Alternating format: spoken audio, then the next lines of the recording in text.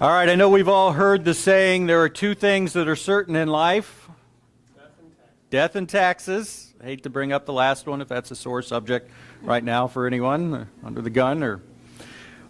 Well, that's a saying, they say there's, two things certain. Well, they don't always know for sure exactly. And I'm not denying that those two things are certain, but I would say, are there only two things that are certain? If you thought about it, would you add anything to that list? That there's more things in life that are certain than just death and taxes. Kathy. Christ will come again. There we go.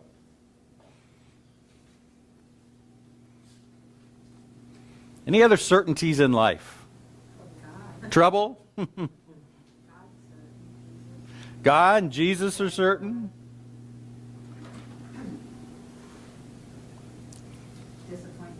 Disappointment, that'll happen.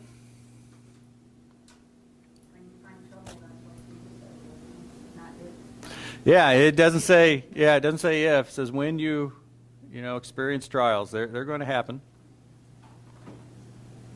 One of them that came to my mind, and I'm almost reluctant at times to start thinking about some subject because God always seems to illustrate it in some ways. And the one that comes to my mind is whenever you have two people or more in a relationship, there's going to be an offense. There's going to be one person does something that upsets the other person. It's just guaranteed in any kind of close relationship at all. And I look at things and I realize, I've had to apologize to each member of my immediate family this week for something, some way I've offended them, done something. It's just a certainty. And so with that it's certain that there's going to be an offense if you have, two or more people in any sort of close relationship. Well, then there's a need for forgiveness.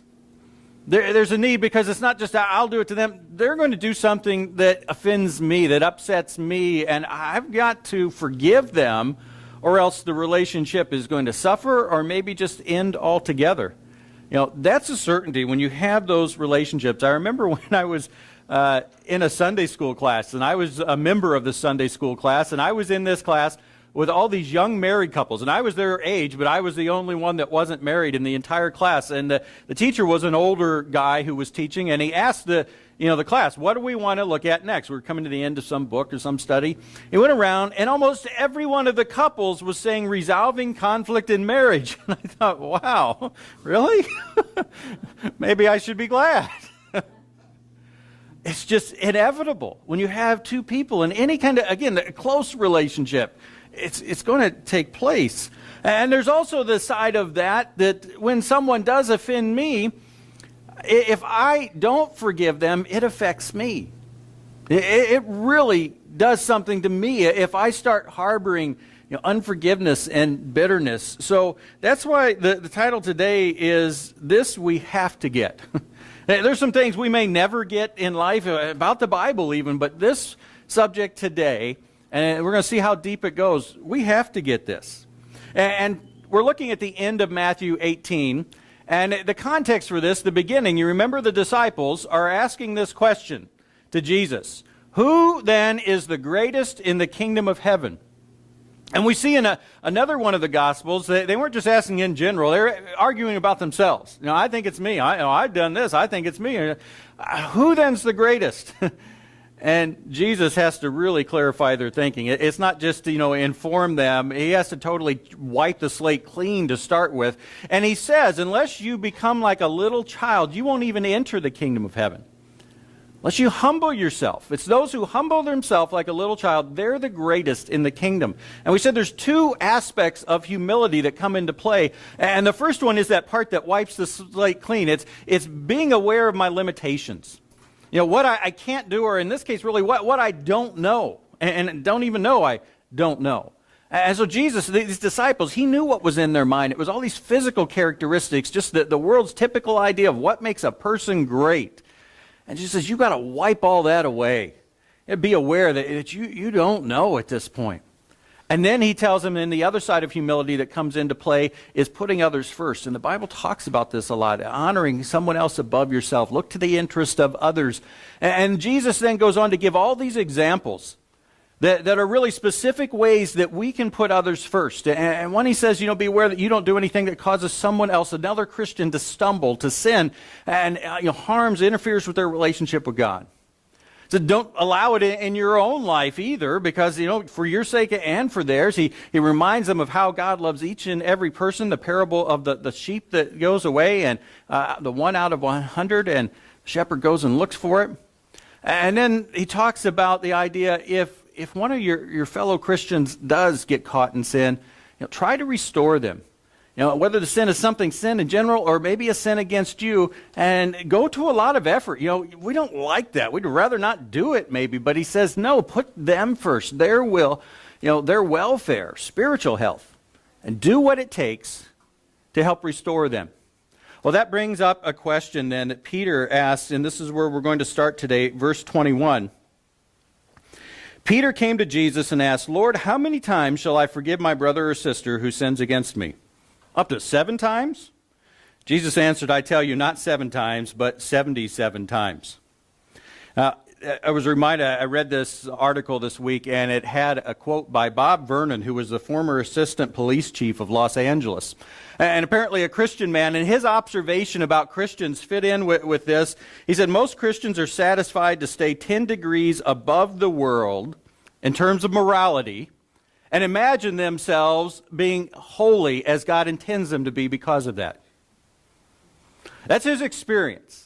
You have the world and their standard of morality. He says, most Christians, they know that's wrong. They think if I can just be 10 degrees above that, 10 degrees better, then I'm holy. I'm doing what God wants. Well, Peter was, matter of fact, Peter went a lot further, because in his day, the Jewish teachers said you need to forgive someone 3 times. So my math's not always good, and especially that whole percentage thing. But I think, 7, double it, add 1, that's like 133% better. I mean, that's pretty far above the world. And Jesus says, no, that's not it. And it goes back. What he's really doing is he's illustrating the principle we saw in the Sermon on the Mount, where he said, you need to be perfect as God is perfect. Don't look at the world and say, I'm better than them.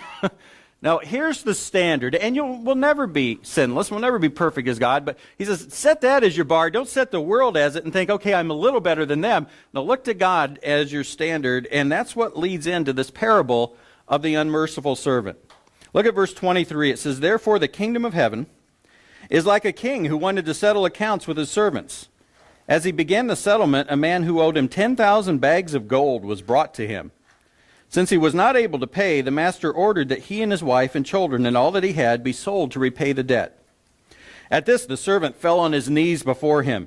Be patient with me, he begged, and I will pay back everything. The servant's master took pity on him, canceled the debt, and let him go.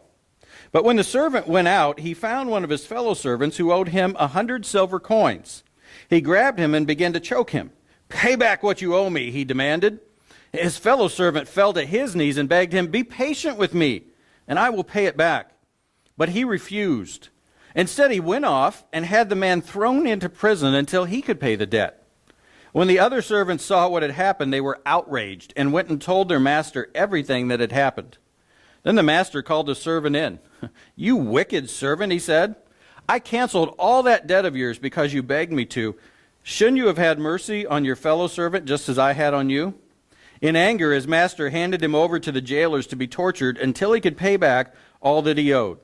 This is how my heavenly Father will treat each of you unless you forgive your brother or sister from your heart. It's a powerful parable. There's a lot here. Let's go back and look at some of the details. Again, you have this king. He's settling accounts with people. He's got his record books. And he calls in this servant who owed him 10,000 bags of gold, it says in the NIV.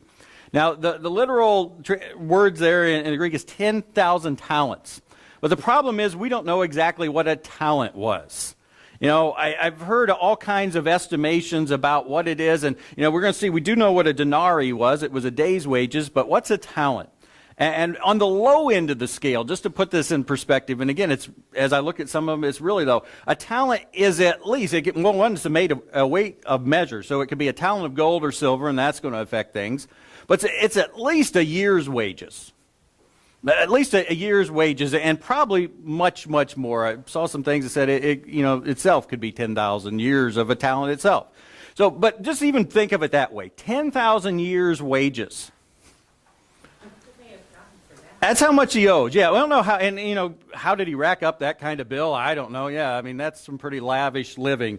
But that's the point Jesus is making in a parable. It's the point he makes in other examples. He does something extreme.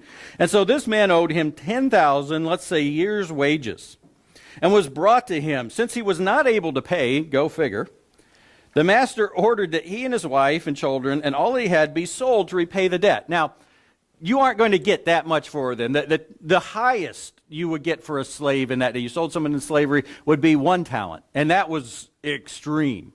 So the whole family, 4 out of 10,000. You're not even close. They're not going to be able to repay it. It's not going to recover that. Well, the servant fell on his knees before him. Be patient with me, he begged, and I will pay back everything. The servant's master took pity on him, canceled the debt, and let him go. But when the servant went out, it says he found one of his fellow servants. Now, if you find something, what's that mean, at least in this setting? You were looking for it, doesn't it? He was looking for this servant who he knew owed him 100 silver coins, it says in the NIV. And again, literally it's 100 denarii. It's a day's wages. So still a decent amount of money, 100 days' wages, about a third of a year or so. That's pretty big. But compared to what he owed, that's what we need to keep in mind. Now, why was he looking for this guy? We don't know. Did it bring to mind, hey, okay, this whole settling accounts thing reminds me, this guy owes me, 100 denarii. Or was he trying to maybe recoup his, I'm going to find all the people who owe me money and, give it to the king and, give him, pay back toward what I owe him. We don't know, but he finds this man, one of his fellow servants, says he grabbed him and began to choke him. Notice that. He doesn't even walk up to him and ask, hey, that money. Immediately grabs him, begins to choke him. Pay back what you owe me, he demanded. The fellow servant fell to his knees and begged him, be patient with me and I will pay it back. Almost word for word what the first servant said to the king. Be patient with me and I will pay it back. And there's a chance he could pay it back. That would be possible, but he refused the first servant. Instead, he went off and had the man thrown into prison till he could pay the debt. Well, some other servants saw him, it says. They saw what had happened, and they knew what had happened with the king, and it says they were outraged. They couldn't imagine this. How can you do that in light of what just happened to you? And they went and they told their master everything. Then the master called in the servant. Look what he says, you wicked servant. Notice, he didn't call him wicked before. We don't know how he, again, ran up this debt of 10,000 years' wages. But you got to figure it wasn't to help his poor mother in the nursing home or, something like, oh, okay, I understand. I don't know. But he didn't call him wicked when he owed him all that. He calls him wicked now when he refuses to act the same way. And that's what he says. I canceled all that debt of yours. Shouldn't you have had mercy on your fellow servant just as I had on you? In anger, the master handed him over to the jailers to be tortured until he could pay back all he owed. Well, how long would it take you to pay back 10,000 years' wages? You wouldn't be able to. He's in there forever. This is how my heavenly Father will treat each of you unless you forgive your brother or sister from your heart. We're going to look at that verse in a little bit. But let's look at it. I think the key verse in this passage is verse 33. It's when the king says to this first servant, shouldn't you have had mercy on your fellow servant just as I had on you? Peter's asking, how often should we forgive? And he throws out the standard. He references at least the standard of the day. 3 times says, how about 7? Double it and add 1, Jesus. Jesus said, that's not the standard. The standard is God and his forgiveness. And the main idea today, the first one, there's a couple, because there's a couple distinct layers here. God's forgiveness of us demands our forgiveness of others. It's that simple. That is the standard. As much to the extent, to the degree God's forgiven you, that's the bar when you think of forgiving others. Well, you look here, how well do we do with that standard? As Christians, how well do we do? How many Christians have other people in prison, so to speak? And did you notice at the end of this parable, when the first servant gets thrown in jail, the second servant is still in jail? Ever notice that? The second servant is still in prison after the first servant threw him in. And you might think, well, the king's the king. He can get him out. And yeah, okay, don't stretch it. The rules of forgiveness certainly say, if someone does something to me and I don't forgive them, maybe God can forgive them their sins, but I'm the one that has to forgive whatever they've done to me, or they're in prison, so to speak. The relationship is broken. How many Christians, of us maybe, we have someone, they're in prison. That relationship is broken. Maybe I refuse to speak to them, refuse to be in the same room. Maybe I will, but there's just no real hi, and you move on. It is a broken relationship. We've got someone in prison. Or every time I look at this parable, I also think, maybe we don't have someone in prison because we're Christians, and so I can't. But we've got someone on parole. You know what parole is? This won't reflect upon anything in your past. If you say, oh, I know exactly what it is. But you know what parole is? It's where you do something, and either you get a limited sentence or no sentence, but you're on parole. You're out, you're free, but if you do anything else, it goes back, and your sentence is not just, you don't just get punished in accord for the thing you did later, it's also brings into account what you did before. That you get punished for all of it because you were on parole. It was sort of pending. It was conditional. Well, how many of us have people in our lives on parole? If we talk to them and we get along with them and things are going fine, but when they do something, we reach back into their file and say, on September 3rd, 1999, you did this. Whatever we do, however we think about it, we treat them not just, the equivalent to what they've done there. We reach back, and we've got that past thing in mind too, and we're treating them in regard to that as well. How many of us have people on parole? Conditional relationship. And then, of course, you look at this parable, the first servant, he's not doing too well himself. At the end of the parable, again, he's in jail being tortured. Think about that. Think about how not forgiving someone affects us. What it does to us. I mean, you look at him here, he certainly didn't have peace, did he?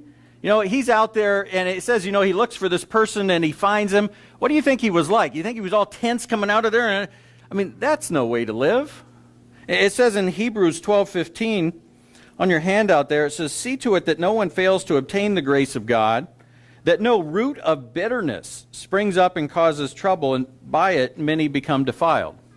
He talks about the need to forgive, and he says if you don't, it's going to poison the church. Well, other people as well, it's going to affect the unity of a church. It's certainly going to affect that person that's not forgiving.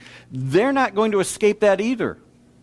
I've heard lack of refusing to forgive has been described as like drinking poison and waiting for the other person to die. I drink the poison and I wait for you to suffer.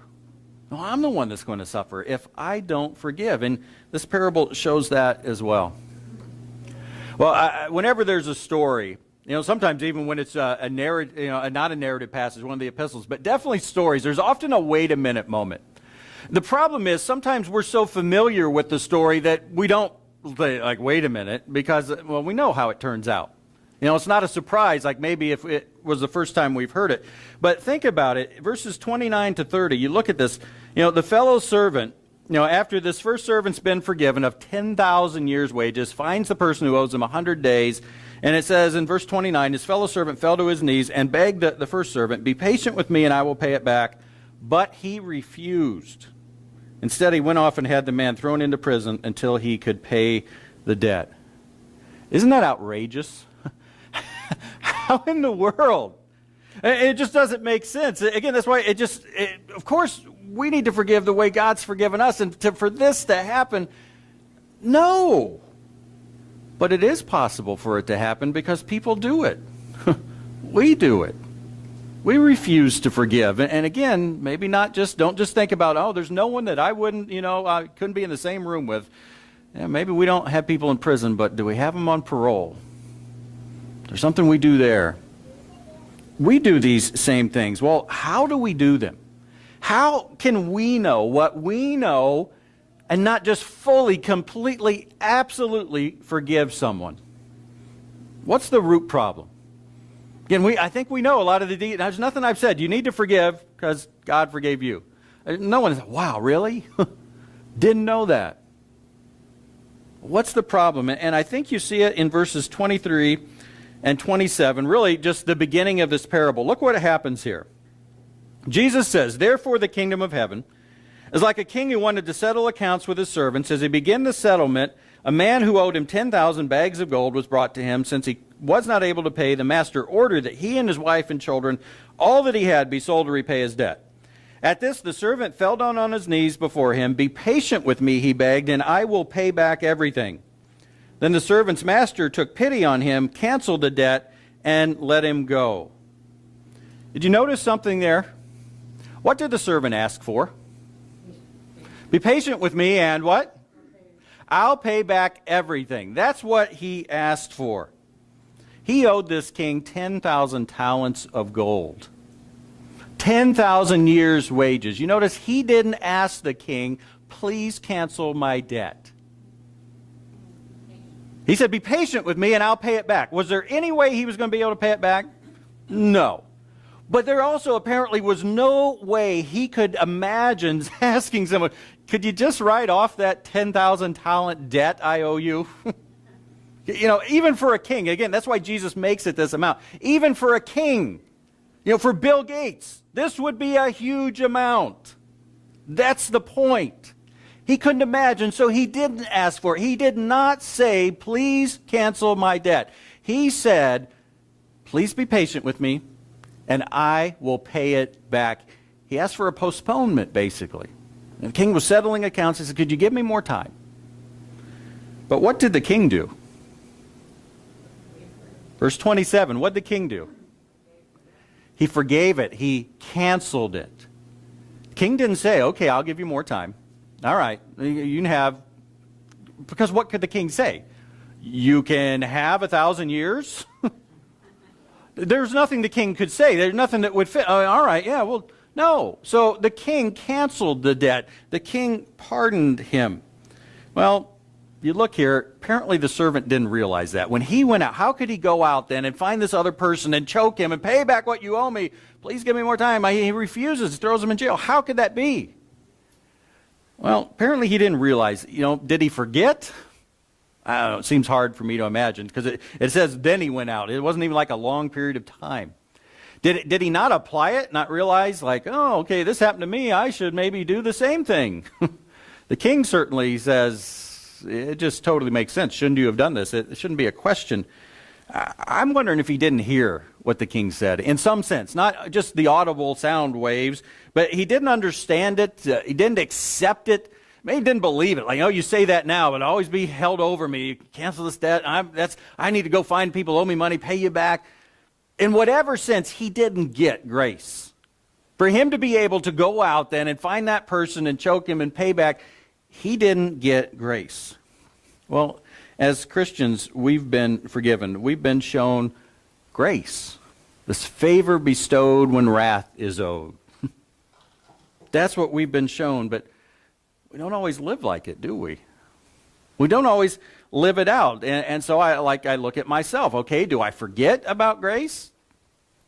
You know, do I not apply it? I not realize that, oh, that thing we talk about, you know, communion, that fits here, you know, in my office at 3:03 when this person does that, and we don't apply it? I don't know. I think the root is, in whatever sense, we don't get grace. We don't fully get it. You know, because to me it just seems impossible to get it and then not forgive, not show that same grace. And so the key to overcoming whatever the specific root problem is we have to get grace. We have to get it and all its implications in our life.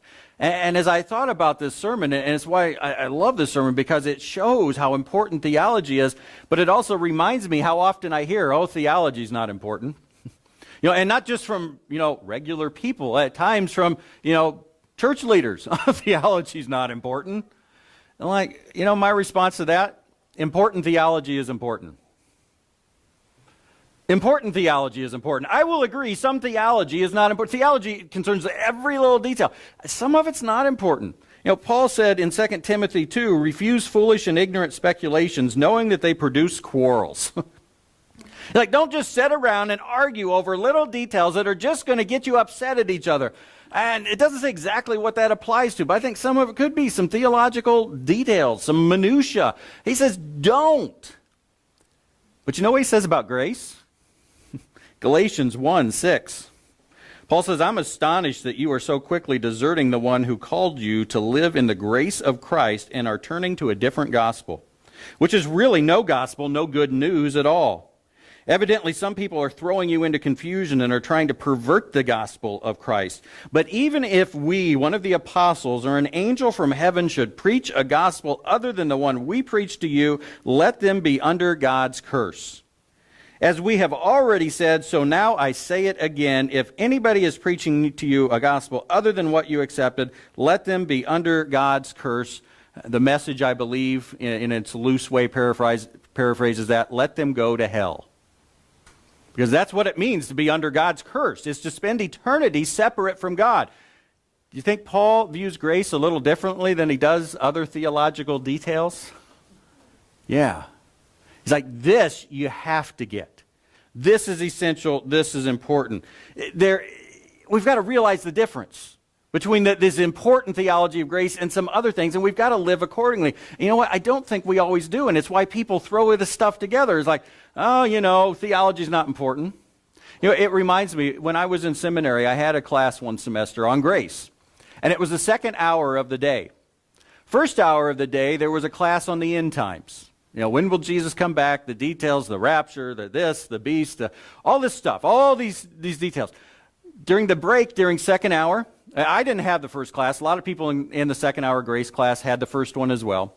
During the break, the people who had the first class would sit around and discuss the first class. I'm like, we're in the middle of grace class here. This is the one that is absolutely essential, and you guys are arguing, really, not just discussing the details from the first class. Not saying it's not important, that some details of that, but it just blew my mind. Like, this is the one that's day to day, that we know, that we need to get and see how it fits in. And sometimes we don't.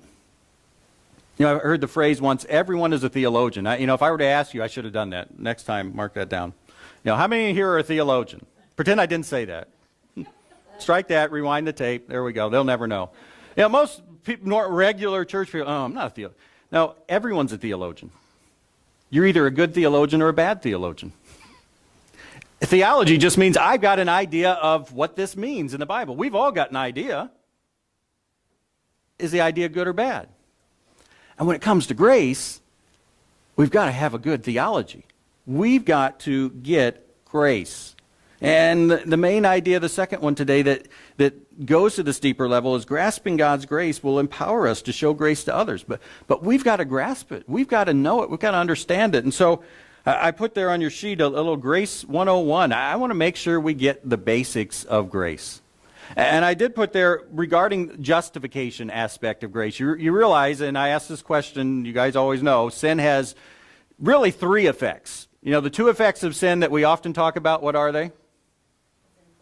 Sinfulness, guilt, guilt, sinfulness, and then physical death. We don't often mention that. Well, salvation covers all three of those. Forgiveness covers guilt, transformation covers sinfulness, and then the resurrection is going to cover physical death. Well, the Bible, or the technical word for forgiveness, is justification. So that's the side of grace we're talking about, because it does apply to transformation too. We are changed by God's power too. But today let's talk about how we're forgiven and why we need it. You look there, that diagram about God. God's moral nature has two sides. And we're all familiar with his love, and we love that side. We love his love. But there's his holiness too. And if you were to look at God's moral attributes, they all stem from one of these two, his love or his holiness. His moral attributes, not his omnipotence and omniscience, but his kindness, his patience, his wrath, we're going to see, all come from one or the other. Well, God's holiness is his separateness from sin. Not just God can't do it, he can't leave it unpunished and just overlook it. He's got to be totally separate. His love, which is interesting, I thought about love. That's the one that's so simple. I'm like, well, how do you define his love? Love. What is love? His benevolent goodness, kindness to us. That's God's love. And at first, before sin entered the picture, things are pretty easy. God's holiness gives us law. It gives us principles for living based on God's nature. God is truth, don't lie. God is life, don't murder. And God's love gives us blessings, and life is great. But what happens when sin enters the picture? Well, when sin enters the picture, God's holiness says, I can't just overlook it. You deserve punishment. And God's love says, I don't want this relationship to be broken forever. I want to restore this relationship. And so his love turns into grace in the presence of sin. And how does grace work? Well, I put a couple other diagrams down there. Personal active righteousness on the one side, declared passive righteousness on the other. Righteousness means conformity to a standard. Am I righteous? Well, do I match the standard? And in our case, the standard is God's righteousness, his holiness. Am I as good, as sinless as God in one sense? Well, you've got two ways to look at that. You notice the personal active righteousness. That's as it says, my personal righteousness, it's me. How have I lived? If you were to add up all the good things I've done and subtract all the bad things I've done and subtract the good things I should have done but I didn't do, that's where you would find that personal active righteousness level. Somewhere between 0 and 100. No one's at 100 because all have sinned. I don't know if anyone's at 0. Can you be totally 0? I probably was a little generous there, though, on the levels. Those are some pretty good people, I think. You really think about what God's standard is versus us. But that's the point. No one's at 100. That's my level of goodness, badness scale. But then there's the declared passive righteousness. And declared means God views me this way, and it's passive. It's not how many good things, bad things have you done. It's do you owe a penalty or not? And if you don't owe a penalty, you're 100% passively righteous. And if you do owe a penalty, you're 0%. There is no other alternative. You're either 100% or 0. Well, here's the thing to get about grace. Justification, forgiveness, dealing with the guilt of our sin is not making up the difference when it comes to our personal active righteousness. God doesn't come to you and say, Carol, you're at 67%. That means, I should have picked an easier number. 33, thank you, Mark. That means you need 33% more grace, righteousness, and that'll get you up to the 100% you need to be. That is not how justification works. That is not how that side of grace works at all. That's not how we're forgiven. We're forgiven when we receive Christ's passive righteousness. Jesus died on the cross to pay the price for sins, to pay the penalty that we owed. He did it for everyone. His death equaled the eternity in hell for every person who's ever lived. And anyone who becomes a Christian, what that means is to be forgiven is to receive 100% passive righteousness. I was at 0. I had 0. I owed the penalty. The same penalty everyone else owed, eternal separation from God. One sin equals that, because God's 100% holy. I received it, you received it. Anyone that's become a Christian has received 100% passive righteousness. Now, why does it matter? Why does it matter? Well, let me ask you why it matters. Why does it matter? If I'm saved anyway... Because I say that about the end times. Again, here we are in the grace. Those guys who were in the end times class, I'm like, you know what? I'm not sure it matters. Whatever happens, if Jesus comes and there's a rapture, I'm going. If there's no rapture, if he just the trumpet and it's over, I'm hearing the trumpet. In one sense, it doesn't matter. Okay, what if someone looked at me and said, come on, Steve, this theology stuff. Am I saved? Am I going to heaven? Yeah, if you accept him, you are. What's it matter? This one's not just rhetorical. What's it matter whether you understand between those two elements of how we're saved? The one on the left, if you thought we're saved by Jesus making up the difference of our active rights, I've lived this good of a life, Jesus made up the difference, whew, now I'm going to heaven. What could that lead to? Could lead to some works. Could lead to an idea of grace that includes works. Yeah, it could lead to, why could it lead to works? It's all about us, and what if we're a little, And we're better than everyone because we're at 100%. So it's kind of like what the leaders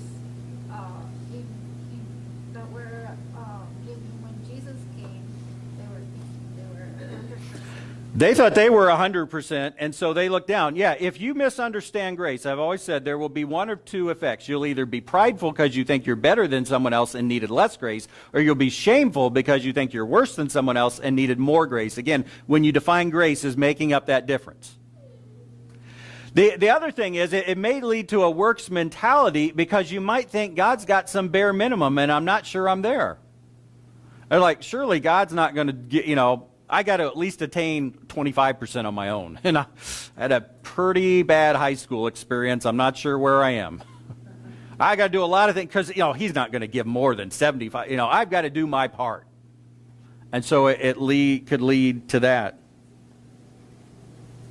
If you think you only needed 10% grace, how much are you going to, what's going to be your attitude toward grace, toward God, toward what he did for you, compared to maybe someone who needed, who realized they needed 100%, who did the right thing?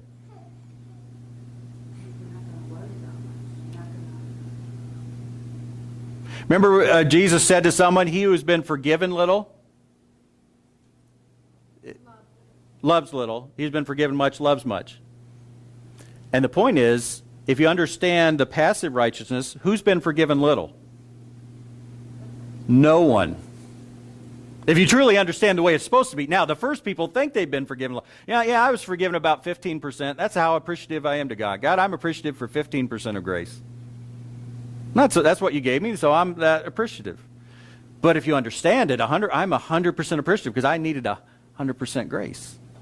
And again, you're going to work it in. You're going to maybe, going back to that idea, if I think I have to work for God's grace, or I have to work to get the bare minimum, or even, sometimes you take it a different way. It's like, okay, I get 100% grace from God, but to do it, I've got to be so good. And you sort of mix the two scales together. Well, if I think I've got to work for God's grace and forgiveness, what is that likely to do in me toward others? They've got to work. Listen, I'm doing what I need to do to get God's forgiveness. You aren't getting off for free. This is how the grace stuff works. I know it. I'm working hard to get God's forgiveness. Show a little effort to me here. And I'll give you my forgiveness. If you don't understand grace, it's going to affect everything. It's going to affect everything and how we live and what we do. And one misunderstanding of grace that I came across twice a week, and I've debated, and even now, do I bring it up? Do I not bring it up? But I've seen it a couple times, and things are just so easy nowadays with Facebook. Someone has a link to some article by a religious guy, and you read it, and I've seen this wrong idea about grace. It's funny. It's an old idea that's coming back. And it's the idea that Jesus didn't die on the cross to forgive our sins, to pay the price. Everything I've just said, it denies it. And it basically says, and this one's by Brian McLaren, and I don't know if you've seen any of his books or not. He's part of what's called the Emerging Church, and they had some great ideas for a while, and then they just went wacko. Rob Bell would be part of that movement. The Pneuma guy who started off good and wacko, and the Wild at Heart guy, John Eldridge, he's in that group. But here's what he said in this article. He says, most Christians think Jesus died on the cross, pay our penalty for sin. How different it is if we believe the greatest existential threat to human beings, again, the thing that's really that we're in danger of, is human evil itself. Not God's wrath. That's not what we have to worry about because I've sinned. Human evil itself: violence, greed, lust, fear, pride, anger, superiority, hate, malice, apathy, haste, rage, etc. If that's the case, then God enters into the picture. Jesus came to earth as one trying to save us from the destructive effects of our own evil. He's trying to keep us from messing up our lives. God is not our greatest threat, but rather our greatest hope. God is not violent in nature and does not inflict harm, but rather is the model of nonviolence, forgiveness, reconciliation, pardon, grace, and kindness, inviting our imitation. That sounds just close enough to be dangerous, doesn't it? Should we imitate God? Yes. Is God violent by nature? No. But what he's saying is the cross was not about paying the penalty for sin. And ultimately, he says, when you believe that, then you believe there's lost and saved, and he denies that. Everyone's saved. He says, when he talks about this, and now anyone that still believes in that, that old-fashioned theory of Jesus paid the penalty for our sin, first thing they're going to say when you say this to them, that, oh no, Jesus came to save us from ourselves, they're going to say, yeah, but Jesus is the one who paid the penalty. He paid it for us. And the response to that is, how can justice and mercy be achieved through an act of injustice? If God is just, how can an innocent person be punished? Who's the innocent person he's talking about? Jesus, exactly. He says, that's unjust. We sin, Jesus pays for it, and God says, this is how you know my justice? By an unjust act? What do you say to that? How do you answer him?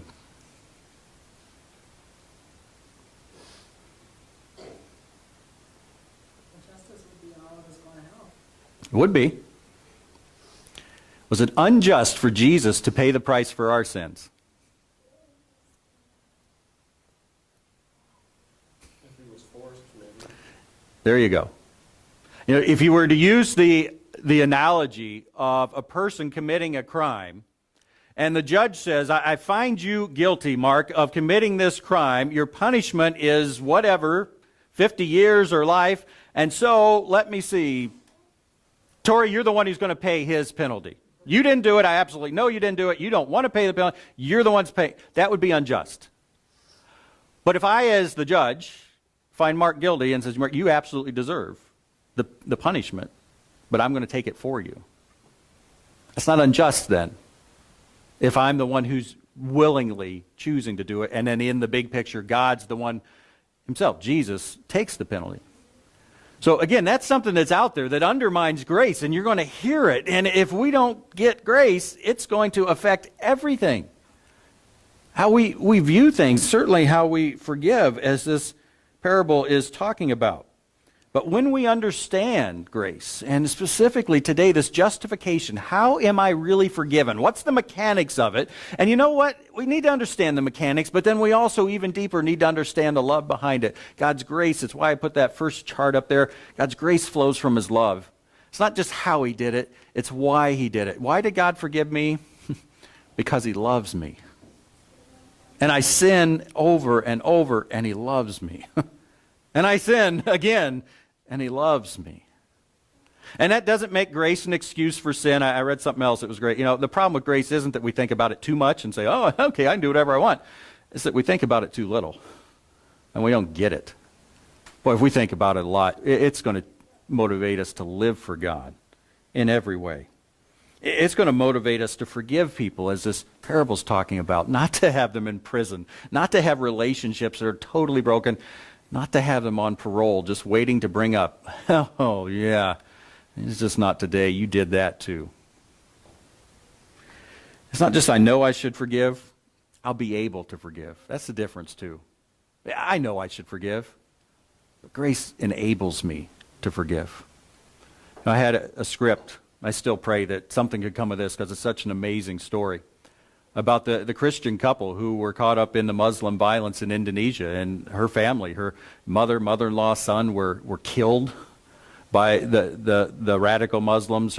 She was taken captive, forced to marry a man, have a child, tortured her and her daughter, just all this stuff. She eventually got free, and she couldn't forgive them at first. She lived a Christian life her whole life.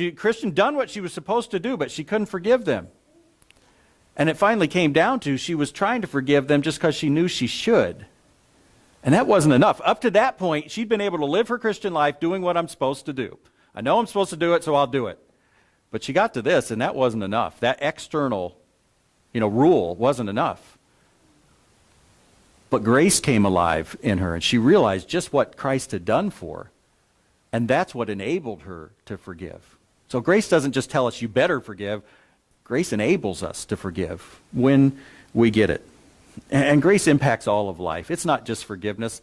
I was talking with someone this week. Grace is the essence of I don't get what I deserve. And how often in life are we thinking, I want what I deserve. I deserve this. Well, if you had to have it, do you want everything you deserve or nothing?